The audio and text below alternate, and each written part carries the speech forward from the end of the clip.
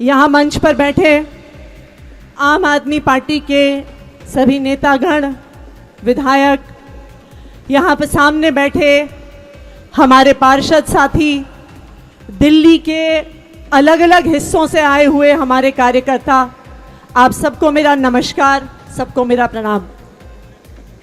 देखिए, मैं छोटी सी बात कहूँगी और मैं इस छोटी सी बात में सिर्फ 3 लोगों को नमन करना चाहती हूँ, सलाम करना चाहती हूँ। सबसे पहले मैं आम आदमी पार्टी के नेताओं अरविंद केजरीवाल, मनीष सिसोदिया, सत्येंद्र जैन, संजय सिंह जी को सलाम करती हूँ। संजय सिंह जी को, चारों को नमन करती हूँ कि जिस दौर में जेल का नाम सुनते ही, ईडी सीबीआई का नाम सुनते ही, एक समन होते ही बाकी पार्टियों के नेता झुक जाते हैं, टूट जाते हैं, भारतीय जनता पार्टी में चले जाते हैं।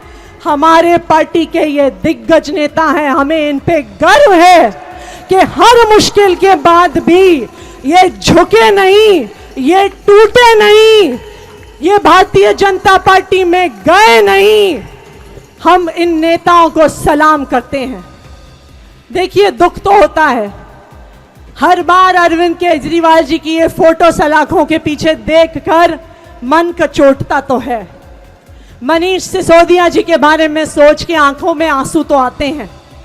सत्येंद्र जैन जी के स्वास्थ्य के बारे में सोच के इंसान परेशान तो होता है, लेकिन हम दुखी नहीं होंगे, हम परेशान नहीं होंगे। हम अपने इन सब नेताओं पे गर्व करेंगे कि ये हमारे ऐसे नेता हैं जो इस तानाशाही के खिलाफ हर मुश्किल परिस्थिति में भी लड़ते रहे और लड़ते रहेंगे।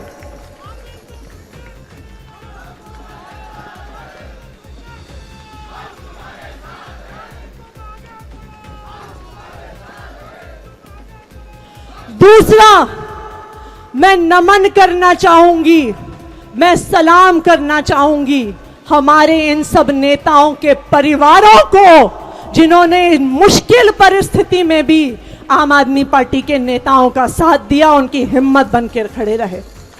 चाहे वो अरविंद केजरीवाल जी की पत्नी सुनीता भाभी हो, चाहे मनीष सिसोदिया जी की पत्नी सीमा भाभी हो, चाहे सत्येंद्र जैन जी की पत्नी पूनम भाभी हो, या संजय सिंह जी की पत्नी अनीता भाभी हो। इनके पति इतने लंबे लंबे समय से जेल में हैं, लेकिन एक बार भी हमारे नेताओं के इन परिवार वालों ने नहीं कहा कि तुम भारतीय जनता पार्टी में चले जाओ। ये डटी रही, हमारे नेताओं की हिम्मत बनाए रखी। मनीष सिसोदिया जी की पत्नी को 20 साल से गंभीर बीमारी है, उनसे कोई मिलने आया, उन्होंने कहा भाभी को कि अगर मनीष जी भारतीय जनता पार्टी में चले जाएंगे तो वो मनीष जी को छोड़ देंगे।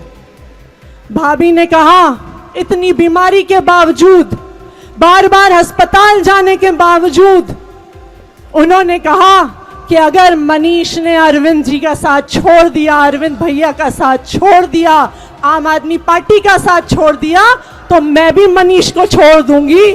ये है उनका संकल्प।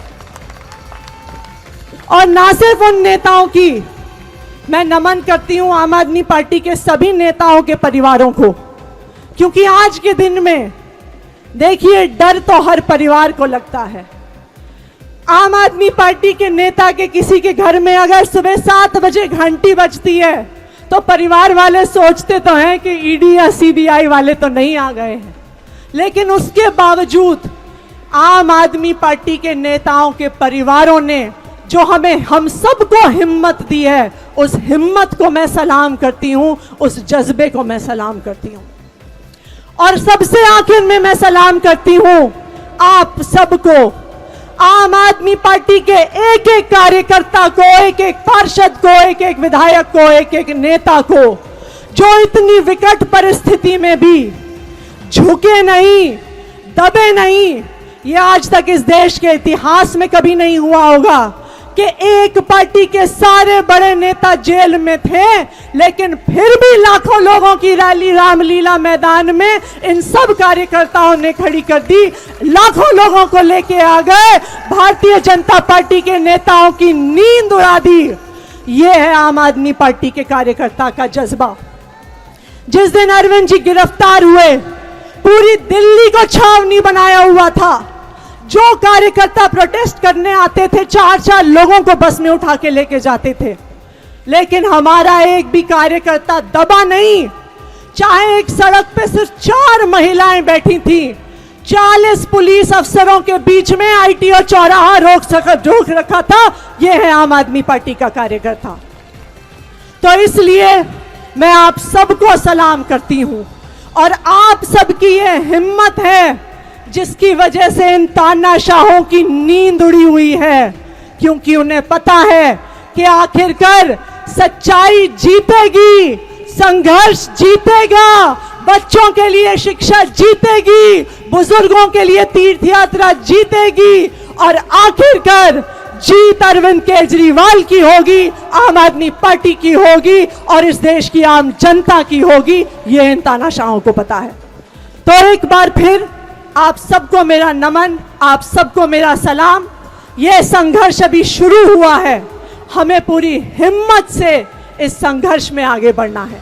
तो एक बार फिर से नारा लगाएंगे, अरविंद केजरीवाल, अरविंद केजरीवाल, अरविंद केजरीवाल, अरविंद केजरीवाल। बहुत बहुत धन्यवाद।